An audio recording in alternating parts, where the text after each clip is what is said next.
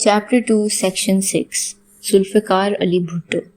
Bhutto's government from 1971 to 1977 marked the only time a Pakistani civilian administration had sought to bring about radical changes in the country. His most enduring legacy was the creation of the Pakistan People's Party, PPP, one of the dynastic parties with populist trappings that continue to dominate South Asian politics. By contrast, Bhutto's attempts at radical reform largely met the same fate as those of his military counterparts, though with far more tragic personal consequences for Bhutto. Bhutto's combination of intense feudal and familial pride with an open, vindictive hatred of Pakistani upper class has been attributed by many to the fact that his mother, Sir Shah Nawaz's second wife, was a convert from Hindu family, inevitably, though probably wrongly alleged by his enemies to have been a dancing girl. The miseries resulting from this for a sensitive child in an intensely snobbish and anti-Hindu milieu can easily be imagined. Later, the ceruleous and mendacious viciousness with which the anti-Bhutto press used his mother's origins against him must surely have increased his own savagery towards his critics and opponents.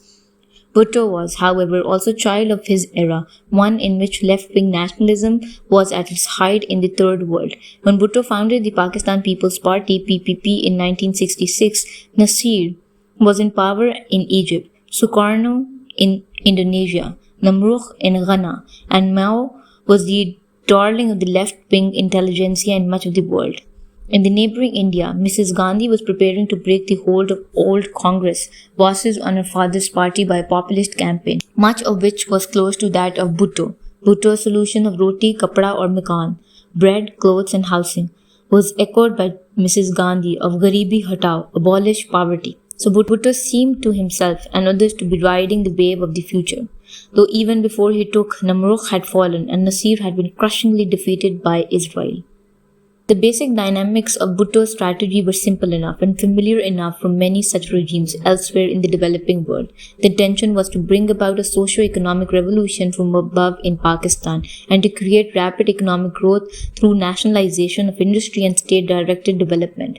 In the process, the support of the Pakistani masses for Bhutto and his party would be consolidated and the PPP would become the permanent party of power, with Bhutto as the lifetime charismatic national leader, who would then pass on this power to his descendants. Unlike the military rulers, Bhutto was therefore a would-be sultanistic dictator, personal and dynastic, rather than institutional. For Bhutto to achieve his goals, the grip of his existing elites on politics, the economy and the bureaucracy would have to be broken when necessary by ruthless means. It was highly unlikely that his program could ever have worked in terms of developing the country.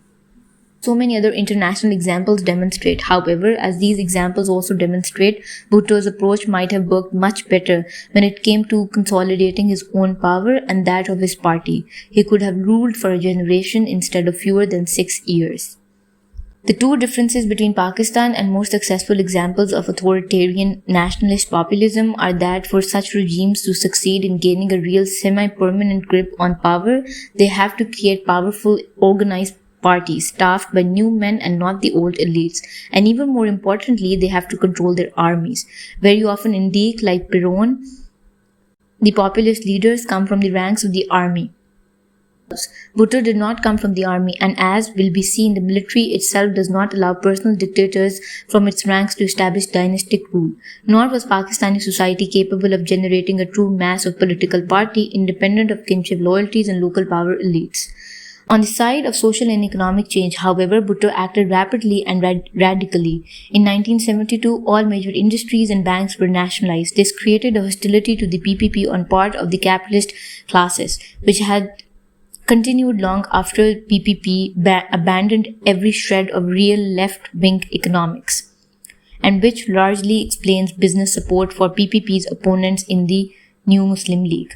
Much more importantly, nationalization was economically disastrous. The move led to a flood of capital flight from Pakistan and a drastic fall in private investment for which the Pakistan state did not have resources to compensate. Private investment in manufacturing dropped from an average of Rs 992 million in 1960 to 1965 to Rs 682 million from 1971 to 1976. while public investment rose only from 57 million to 115 million. By 1974 to 1977, average economic growth per year had plunged to 2.7%, less than the annual growth of population. This compared to average annual growth of 6.8% in 1959 to 1969 under Ayub Khan. Overall, Bhutto's populist economic strategy was therefore a disaster from which it took Pakistan an entire generation to recover. This was partly because state control of the large-scale commercial economy proved such a lucrative source of political patronage that for a long time it was continued in several areas by succeeding administrations. Direction of the state companies was handed over as patronage to PPP supporters from inside and outside the bureaucracy, a task at which they proved both incompetent and corrupt. Nationalization contained a provision for partial workers' control in the form of workers' committees which were supposed to work together with management. In practice, these proved largely a dead letter. Over the succeeding decades, both trade union power and worker commitment to the PPP eroded, until by 2009 they were hardly visible in most sectors. Despite the genuine radicalism of Bhutto's mayors in these areas, they did not go far enough for the left-wing radicals within the PPP. The socialist finance minister Mubashir Hassan had wanted the nationalization of urban land and the collectivization of agriculture, something that would have led to counter-revolution and bloody civil war across the country. When Bhutto reformed his cabinet in October 1974, Dr. Hassan and other left-wingers were excluded and replaced by an influx of feudal landowners who had rallied to the PPP in the hope of patronage, especially in the nationalized industries. Was a good deal, less radical than the area of industry, but still more radical than any other Pakistani administration, but Ayub's.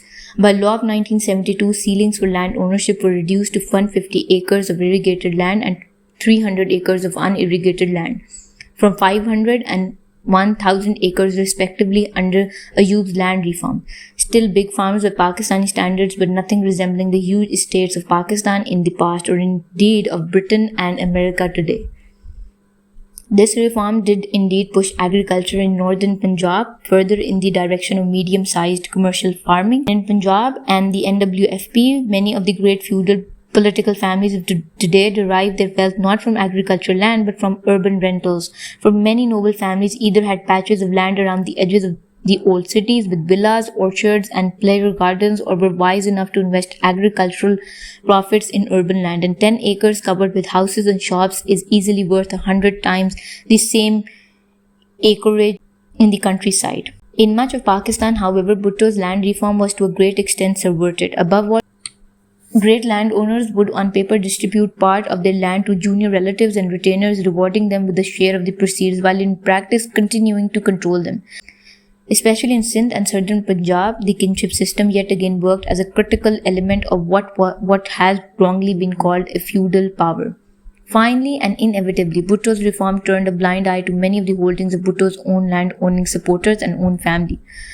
My travels with Bhutto's cousin and the governor and the late chief minister of Sindh under Bhutto, Sardar Mumtaz Ali Bhutto, will be described in chapter 8. He is a magnificent figure, a splendid representative of his class and caste, and about as much of a radical agrarian reformer as the Earl of Northumberland in 300 CE. Land reform faltered still more towards the end of Bhutto's administration as his power crumbled. His party split and he became more and more dependent on sections of old land-owning elites to keep him in power, a pattern which, as already argued, echoed the experience of Ayub and prefigured the Ziaul Haq and Musharraf. Growing reliance on land-owning families reflected Bhutto's failure to consolidate his power through the creation of a disciplined, organized mass party and an effective seizure of the mechanisms of state coercion. Instead, repression under Bhutto took the form of sporadic terror against individual opponents and their families, something that only succeeded in infuriating the state establishment and other political parties without breaking their power. Bhutto was well aware of the need to create a disciplined Khader party. Ironically enough, he had given precisely his advice to Ayub Khan when he was serving in his government.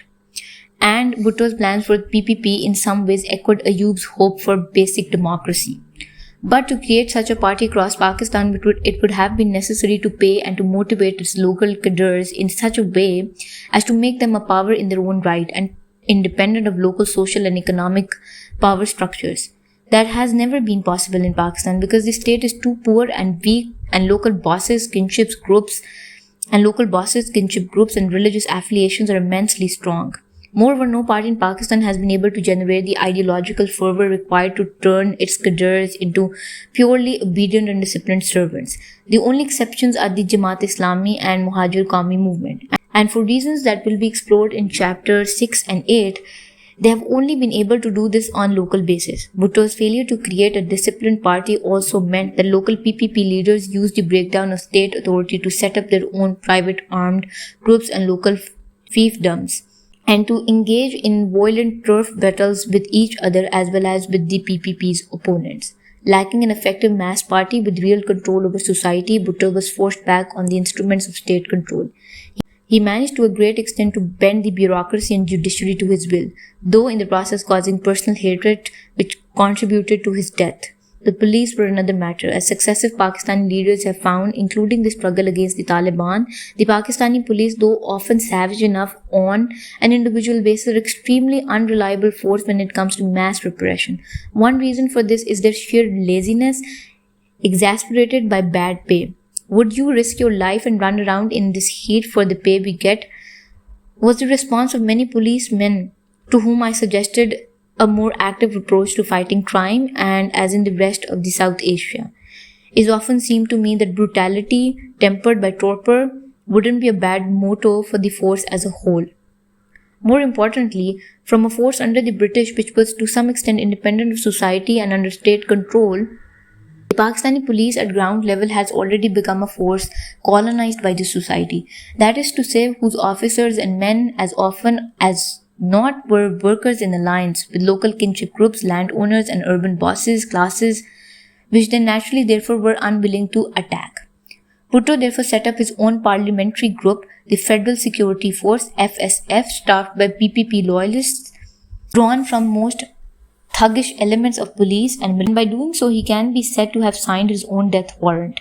It is not clear whether Bhutto gave specific orders to his force concerning the savage victimization of opponents and their families, but at the very least he played the role of Henry II concerning the murder of Thomas A. Becket.